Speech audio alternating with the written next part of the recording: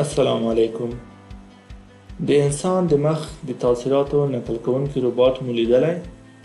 د نیویارک د کولمبیا پوهنتون انجینرانو یو داسې روباټ جوړ کړی دی چې د انسان د مخ تاثیرات نقل کولی شي. د ایمو په نوم د دغه روباټ مخې ته چې څوک وخواندي نو دی یې په ثانیو کې د خندا تمثیل کوي. بلخوا انجینران وایي دا د انسان او روباټ ترمنځ د اړیکو زیاتولو لومړۍ پروژه ده. په دې اړه موږ ستاسو ته دغه ویډیو جوړه کړې ده، نو هیله ده تر آخره مو ملتیا وکړئ.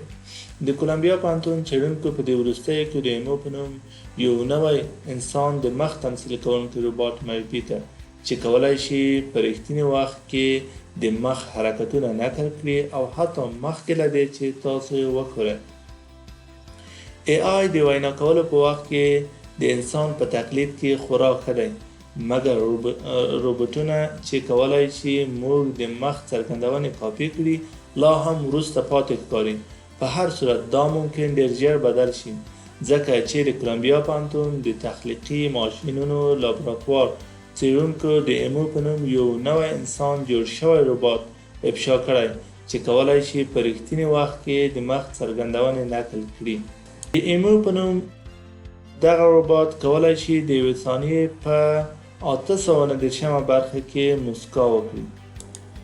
د ایمو روباټ ترشا ټیم وایي موږ د AI او روبوټ متخصصینو یوې ډلې د هوټ لیبسن په مشرۍ په ګډه کار کړی چې د شپږ فعالیتونو سره د رښتیني انساني روباټ رامنځته کړو چې د مخ د عضلاتو د حرکتونو سره تمثیل وکړي. د ایمو سترګې هم دوه لوړ ریزولوشن کمرې لري چې د روباټ سره مرسته کوي ترڅو د ثانیو څخه په کم وخت کې تمثیل وکړي. په دغه روباټ کې څېړونکو د AI دوه موډلونه جوړ کړي دي چې یو یې د انسان د څرګندونو وړاندوینې لپاره مسؤل دی او بل یې د سیلیکون پوستکي شاته حرکتونه کنټرولوي. دا AI موډلونه د مخ د مختلفو حرکتونو په کارولو سره روزل شوي دي. په داسې حال کې چې موږ کولی شي یوازې د مخ د مختلفو حرکتونو له لارې تعامل وکړي، مګر څېړونکي وایي چې هیومانډ روباټ ممکن د چټ جی پي ټي په څېر د لوی ژبې ماډل سیستمونو په کارولو سره خبرې وکړي. د مطالعې مخکښ لیکوال یوان هو وایي چې د ایمو اوسنۍ نسخه یوازې د ژامې په حرکت تکیه کوي او دا چې د روباټ شونډې اوس مهال یو څه کار ته اړتیا لري.